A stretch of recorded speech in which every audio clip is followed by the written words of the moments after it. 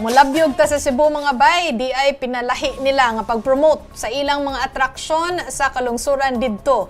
Kini ang ilang Suroy-Suroy Sugbo Southern Heritage Edition. Literal nga nagsuroy-suroy didto live ang atong kauban nga si Dale Israel. Dale, asa naman mong dapita ron? Yes, mayong hapon, Chiki.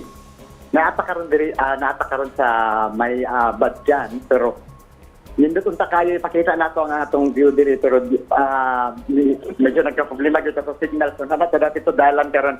So Chiki, kani ang Suroy-Suroy edition sa Suroy-Suroy Sugbo nga gilakuban sa 22 ka mga LGU gani. Kani ang pinakadako nga edisyon base sa ginaganon sa mga lungsod nga misalmot. Kapoy ang biyahe tungod sa kadaghan sa giadtuan nato, pero dili kabayaran ng kalingaw sa mga tao. Kanitong mga tao makita nimo ang kapoy pero nagsigi og ngisi og busog kaayo sa mga lokal nga mga delicacies nga gipatilaw sa mga taglungsod. Siyempre dili mawala ang Lechon Cebu sa mga taghununganan nga lungsod. Unya ang naarba daw sa galingon nga unique nga lasa ang ilang mga lechon. Aduna sa torta sa Dalaget og hablon weaving sa Argao, mga karaan nga simbahan nga ato nakita, lakit na ang mga town plaza nga natukod sa panahon pa sa Kastila. Napatilaw po ang mga bisita sa lamian nga mga tospado cookies sa Santander kay kanina. Sa karon nga edisyon sa Suroy-Suroy, adunay dili minus 300 or 500 ka mga turista ang naapil sakay sa mga dagkong tourist buses. So sa mga highlight nga nakabaguhan sa Suroy-Suroy Sugbo, kaya ang ilahang experiential component tong diin na whale shark watching para sa mga niapil sa Oslob ug naasay sardine run ugma sa Moalboal.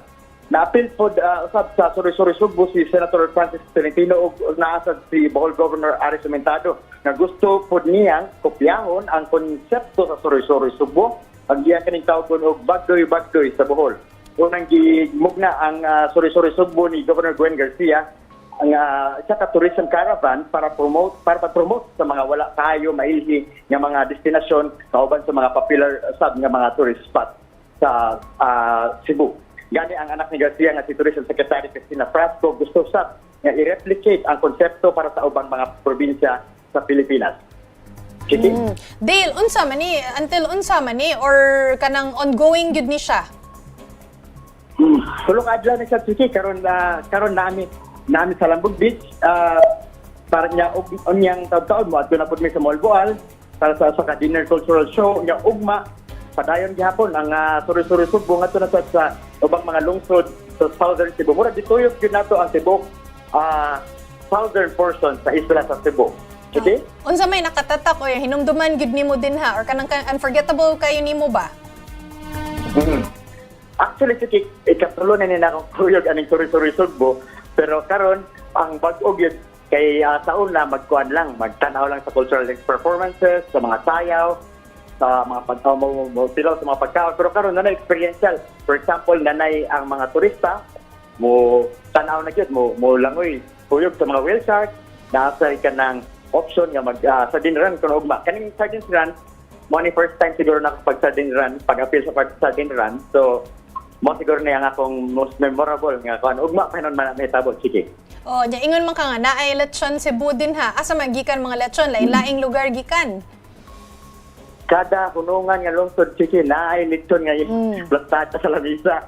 So ato gyud tilawan tanan, pero di lang ta mosulti asa pinakalamig kay basi mangluod niyang ubang lungsod. Okay.